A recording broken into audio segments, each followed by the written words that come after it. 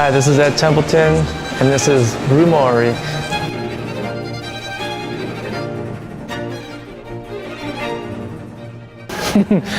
The show is called A Gentle Collision, and it's the title piece of this work here. That's the name of this work, and it's the first time I was able to do this work in a big way. I had this idea to do these painted photographs and in a big pile. You know, just one of those things, like I thought about it one night and write a sketch about it, like this might look really cool, but it needs a big wall. And so this place had a big wall, and I thought I would do that, and that's what's happening. That's one of the things I brought. And then of course I brought lots of paintings, drawings, photographs, kind of the usual stuff I would bring for a show. For me, this is a new gallery, so I don't have to be as worried about making a new thing every time. I could bring a couple old things, couple new things, so it's a mixture.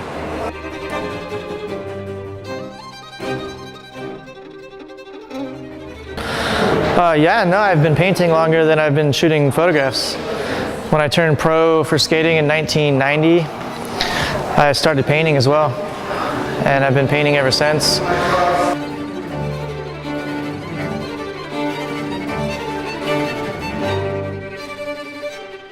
It was real frustrating to be on the couch for so long, and I was able to do a couple drawings while I was sitting there, but mostly I couldn't do anything. I couldn't walk. I couldn't sit up for very long because the blood would start going down to the ankle. I had to keep my leg up high, and so there was not much I could do. I think thinking-wise it was good. I mean, it's always nice to have time when you can't do anything, so you can make some ideas and sketches and things like that. But as far as being helpful, it wasn't. It was just bad.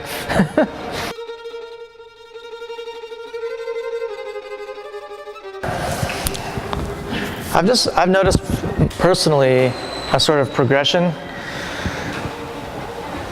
especially like with toy machine graphics, for instance.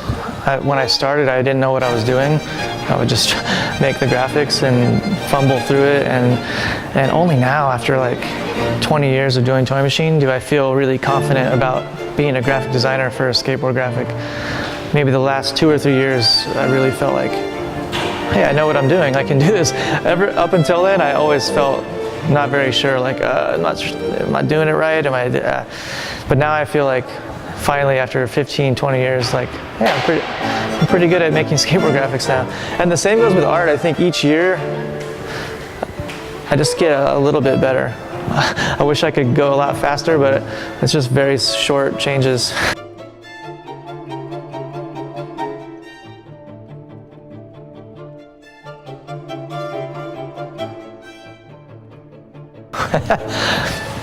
I was kind of joking about how people view art in a gallery. You know, you look at it for a few seconds and then it leaves your head, and Instagram is about the same. You look at it for maybe 1 second and you tap your thumb, and then you move on and it's gone. So I don't know, it's just kind of funny that we live in a culture where everything's so immediate and quick, and the information is just so, there's so much of it and it goes in, but I think it also just goes right back out and you don't remember it.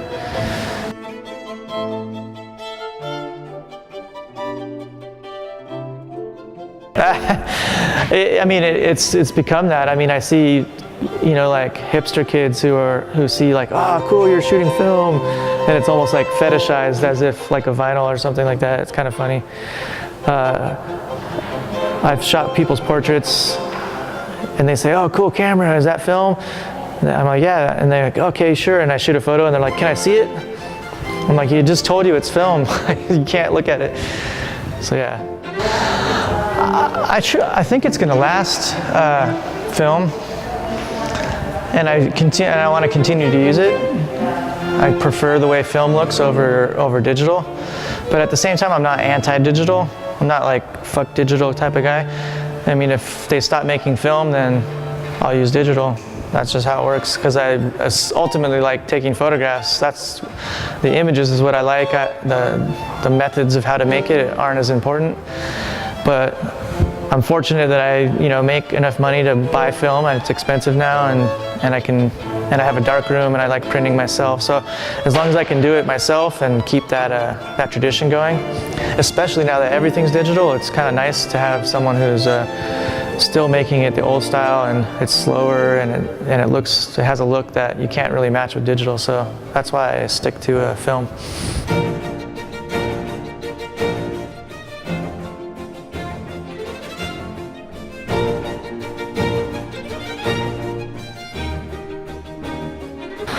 Gosh, I've always said that the kind of people that found skateboarding, especially for my generation, were more creative, I think.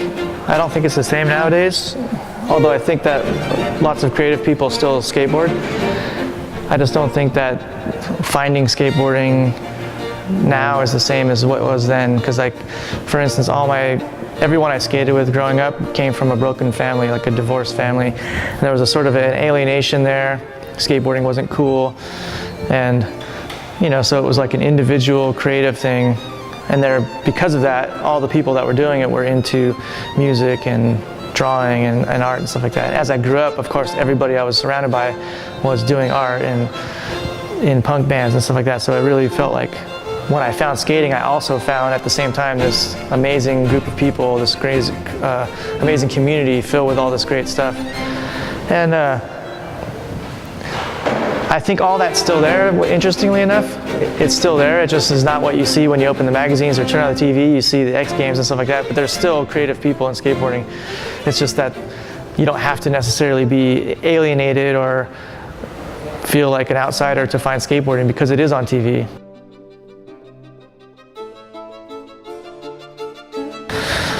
I'm kind of stuck in the past. I still listen to the same like Fugazi and Sonic Youth that you might expect, but I don't know. I've been finding some new bands that I like. I like No Age. I like Ty Segall, and there's some bands I've been like opening up my horizons a little bit and finding some jazz and big band stuff that I like from the past, like that I never really gave a chance before.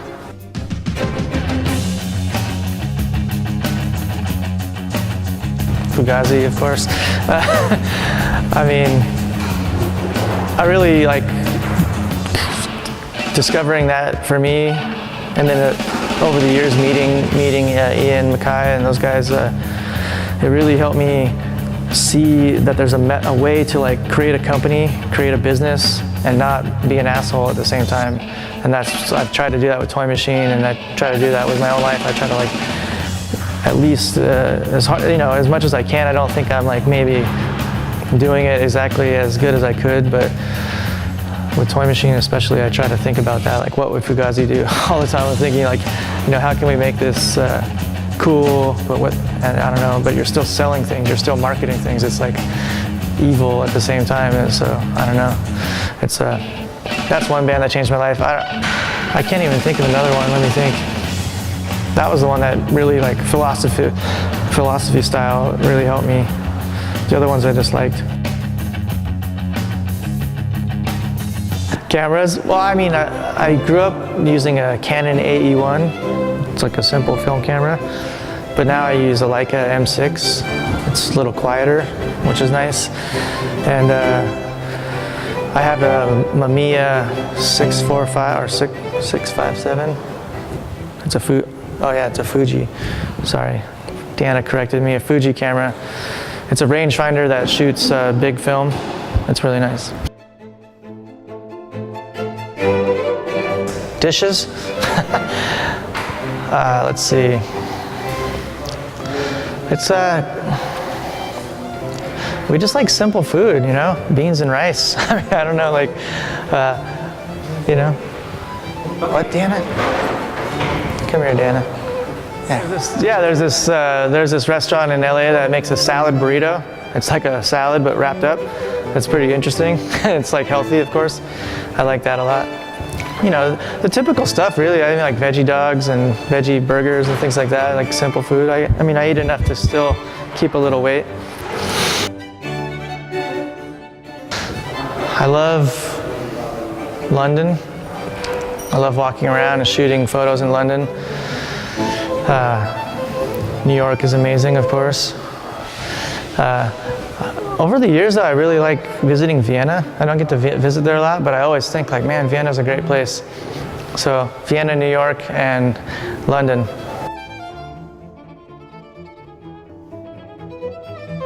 Yeah, 2 of my books have been printed here in Italy. I've had a connection with Italy somehow. I remember coming here in 1990 or 91 to do skate demos, and fell in love, of course, with everything, like the food, of course, and the people, and the skating was awesome and it was fun. And then over the years, I've been lucky to be part of some exhibitions that have been taking place in Italy. And the publisher Drago, who made my first book, brought the show that I did in Paris, Essential Disturbance, to Rome, and rented a big place, the Aquario Romano in Rome, to mount this exhibition, which was really interesting. And then I also felt lucky to have the museum in Sardinia, Museo Man, invited me to do my traveling exhibition there. So I feel like I've come to Italy a lot. And we fell in love with Sardinia so much that we came back the next year on a holiday and went there because to see more of it. So yeah, I mean, it's great. And then of course, Deformer was printed in Bologna at Damiani. So yeah.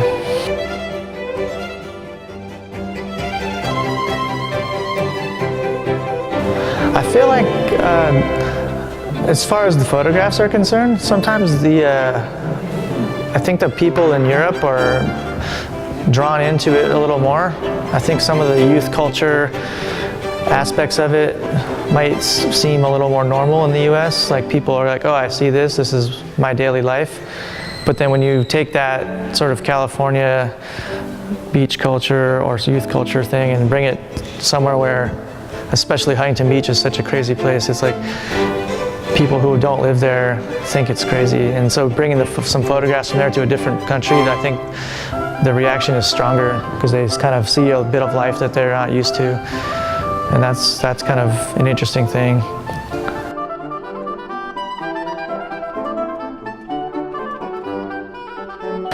I always think of myself as a skater, even though lately, since the last 10 months, I haven't been skating.